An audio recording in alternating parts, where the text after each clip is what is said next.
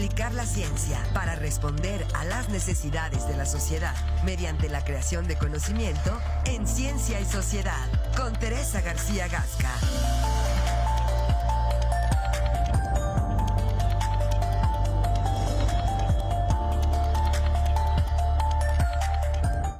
Ocho de la mañana ya con 38 minutos. Es miércoles y es momento de escuchar la siempre oportuna participación de la doctora Teresa García Gasca aquí en este espacio de presencia universitaria. Doctora, ¿cómo está? Muy buenos días. Y bueno, pues la constante es que usted no deja de trabajar, periodo vacacional Marco, y trabajando. Y con muchísimo gusto. Siempre que haya espacios para poder trabajar y seguir adelante, pues adelante, así lo haremos siempre. Y bueno, trabajando también, generando reflexión en temas torales en el quehacer cotidiano de la ciudadanía, doctora. Sí, nuevamente vamos a hablar hoy del tema del agua, que finalmente, pues hoy ya lo mencionabas tú, el gobernador reconoce que no se puede declarar que ha terminado la emergencia. Exactamente, y yo creo que no será ni así de rápido, y esto lo tendremos que seguir trabajando constantemente. Y en ese sentido, comentarte que la semana pasada 23 grupos de organizaciones sociales suscribieron un comunicado, Marco, que me parece muy importante y creo que ha quedado un poco como fuera de foco. Con respecto a la sentencia de la Suprema Corte de Justicia de la Nación con respecto a uno de los amparos. Que determina constitucional la ley que regula el servicio de suministro de agua potable, alcantarillado y saneamiento en el estado de Querétaro. Después de que se le hicieron modificaciones. Entonces, platicar un poquito de eso, porque pareciera ser que con esta sentencia se da por zanjado el problema y no es así. Es decir, la ley de aguas en Querétaro no existe todavía. Existe esta ley de concesiones que le decimos, digamos, en su nombre corto, pero esta ley no aborda todos los temas ni todos los puntos críticos que tiene que abordar la ley de aguas. Entonces, el trabajo todavía sigue. Sin embargo, te digo, pareciera que con esta sentencia se demuestra que esta ley está bien, está completa, está correcta y que cumple con todos los requerimientos para la sociedad. Entonces vamos a platicar un poquito de ello.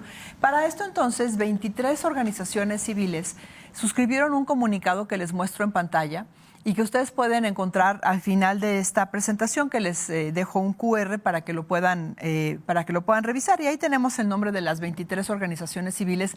Cada vez más organizaciones civiles se suman a esta lucha por generar y conformar una verdadera ley de aguas en Querétaro. Se dio este comunicado en razón de la resolución del amparo que hemos mencionado, el 984-2023, por parte de la primera sala de la Suprema Corte de Justicia de la Nación.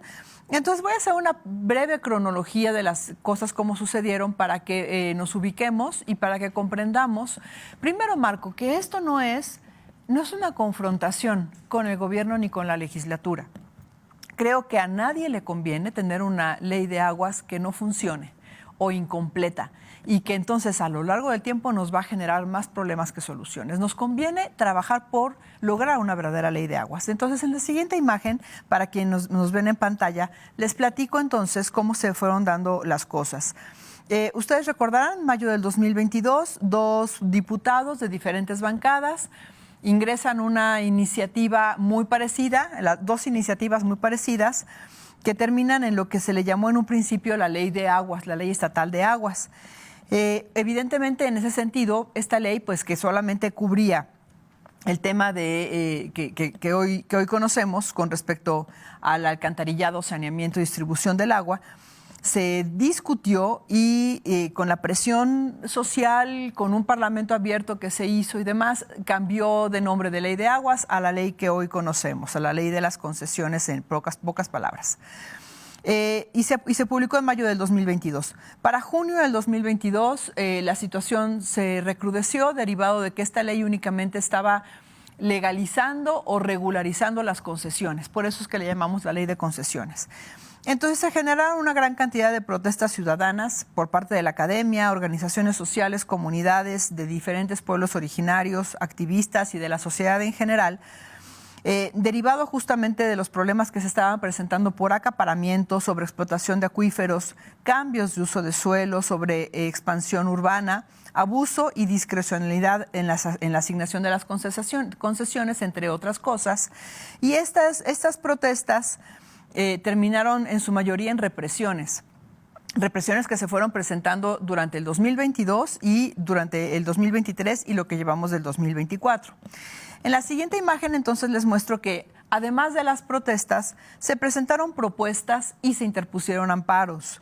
En junio del 2022 se conformó la Red de Defensa del Agua y de la Vida, y entre el 2022 y en el 2023, un grupo intersectorial e interdisciplinario generó las pautas para la regulación hídrica, entre otras propuestas que se les han tratado de entregar a la legislatura principalmente y que no ha sido posible todavía esta interlocución.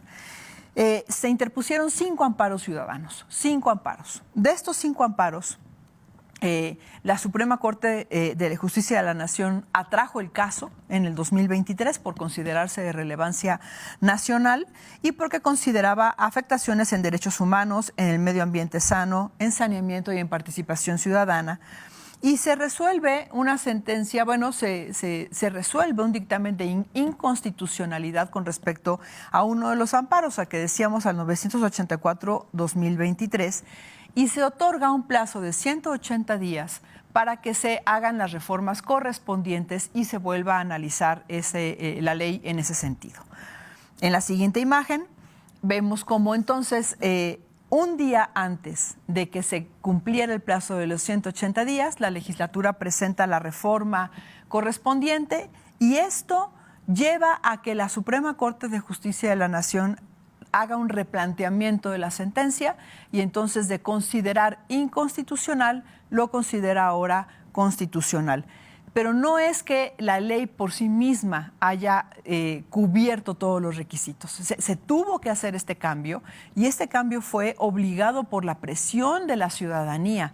Hay que reconocer la importancia que tiene este movimiento ciudadano en que se haya hecho el cambio correspondiente a la ley. Sin embargo, no es suficiente.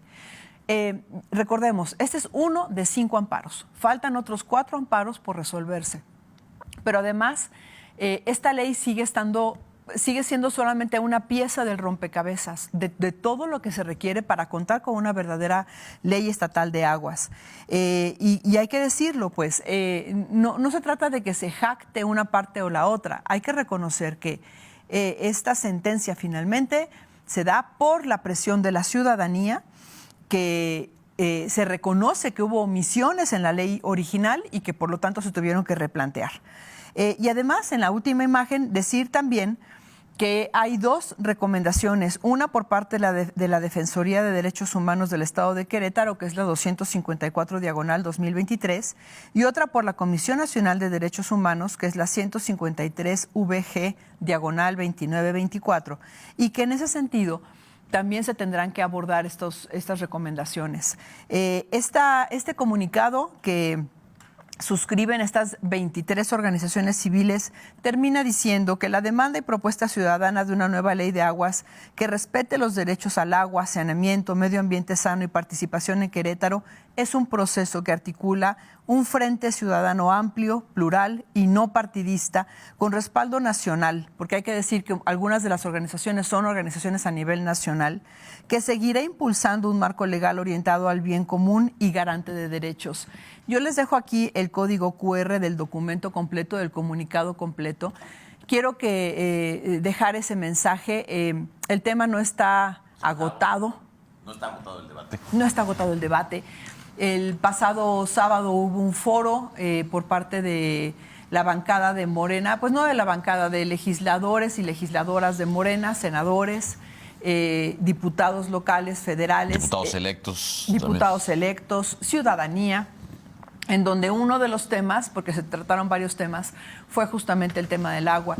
Entonces me parece que sí hay que tomar esta bandera por parte de todas y todos. A nadie de nosotros nos conviene que tengamos una mala ley de aguas, porque el problema de la crisis hídrica va a continuar durante mucho tiempo más y lo que necesitamos es una ley que justamente protege el derecho humano al agua, y eso implica medio ambiente sano, saneamiento y todo lo que hemos mencionado.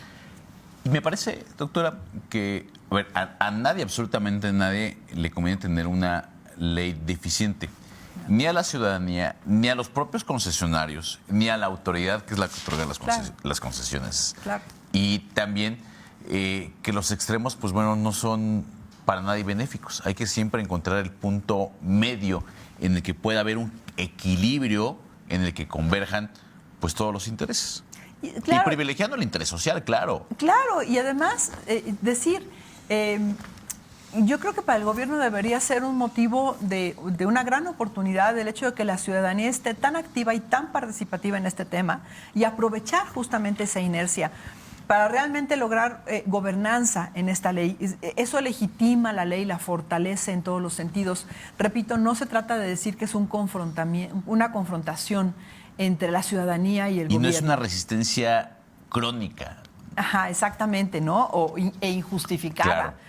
Se trata de algo legítimo. Entonces hay que aprovechar este momento. Me parece que la legislatura que entra debe aprovechar este momento y aprovechar esta inercia del trabajo y la participación ciudadana para ahora sí realizar verdaderos foros y parlamentos que nos lleven a construir una ley perfectible siempre, pero una ley que responda a las necesidades del agua y del derecho humano al agua en Querétaro. Por supuesto. Sí. Doctora, como siempre, muchas gracias. Muchas gracias, ¿Nos Marco. vemos la próxima semana? Sí, claro, encantada, claro que sí. Gracias. Vamos a una pausa y regreso con más de la información aquí en este espacio de noticias.